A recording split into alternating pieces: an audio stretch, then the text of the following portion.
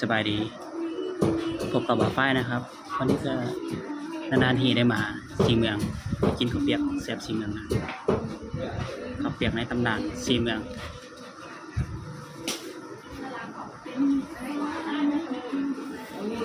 ก็สั่งข้าวเปียกรวมเป็นร้อนอย่างอยู่ตลอด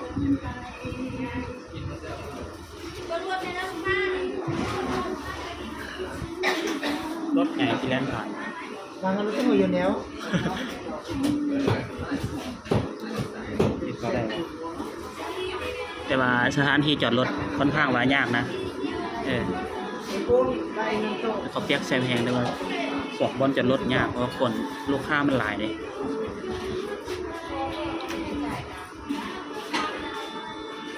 ก็นานๆทีได้มาสีเมืองก็ไปกินข้าวเปียก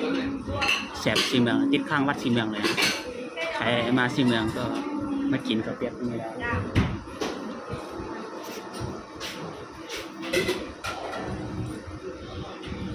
กำลังสั่งข้าวเปียกรวมนะพอจะเนื้อที่เข้าวะนี่รถใหญ่ก็ผ่านเข้านะ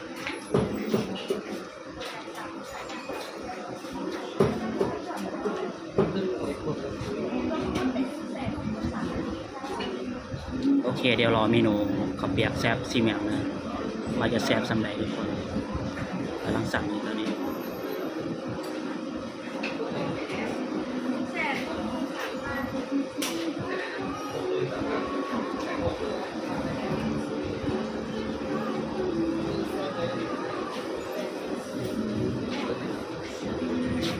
แต่ว่าลูกค้ามาหลายนะทุกคนแบบเรียกว่าบ่มีบอลจอดแต่ว่าลูกค้ามาหลายสไลด์จะเป็นรถจักรมาจอดได้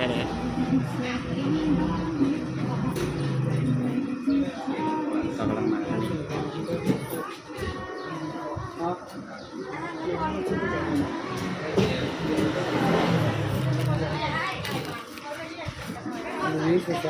ไม่เหมือนมาถ่ายคลิปก็เลย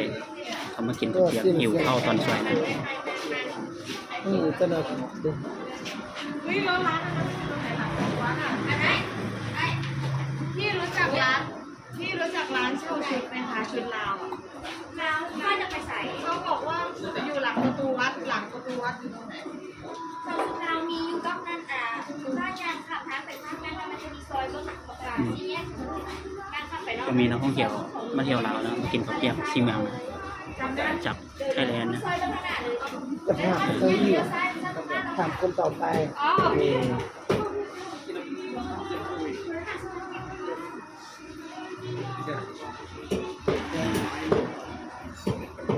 นี่ค้ากำลังทำเสียง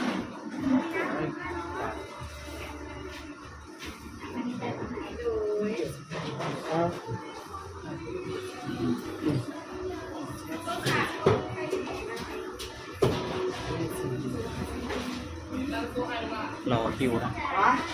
อยากกินข้าวเปียกแซ่บต้องรอคิว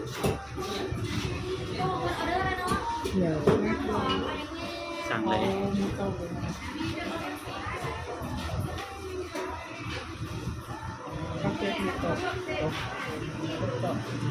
อันนี้ไหมครับเขาเปียกหมูต้ม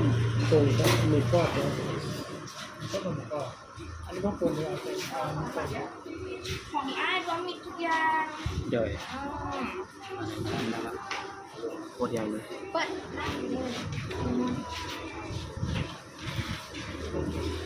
วันนี้จะไม่ค่อยใหญ่กับกาว่ะคุยอะไรนี่อย่างไรนี่คุยใหญ่ถูกโคตรใหญ่เลยค่อยย่าง30 2ย่าง40 35ค่ะย่าง50เอามาเอาเป็นใหญ่เด้อเอารวมมิดเลยหรอง่ายเลยวันนี้ต้องเปิดก่อนเลยแต่ว่านี่เป็นรองสักคนนี่ต้นเลย เป็นข้าวเปียกรวมมิตรนะตลอดข้าวเปียกรวมมิตรอย่างนี้ไอ้ที่เขาเรียกเยอะเลยคือว่าคนตกข้าวเปียกแซ่บซีเมียงเด้อทุกคนแซ่บ ที่แบบเดียวเลย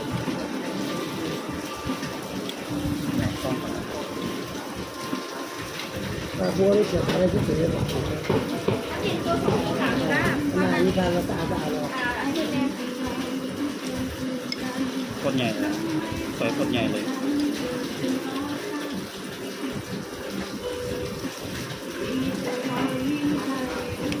เดี๋ยวชิมก่อน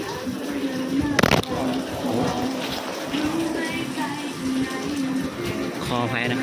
กล้องไปตกเมื่อกี้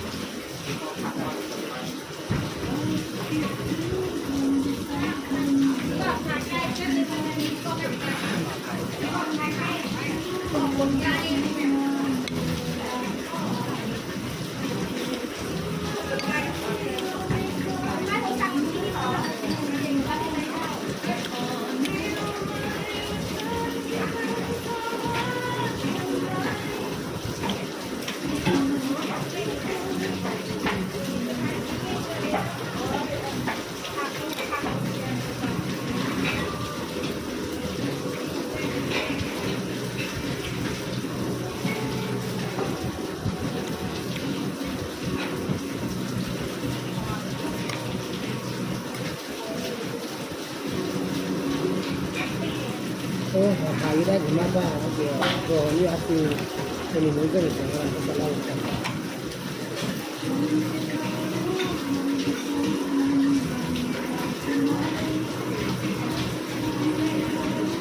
กินข้าวเปียกมาได้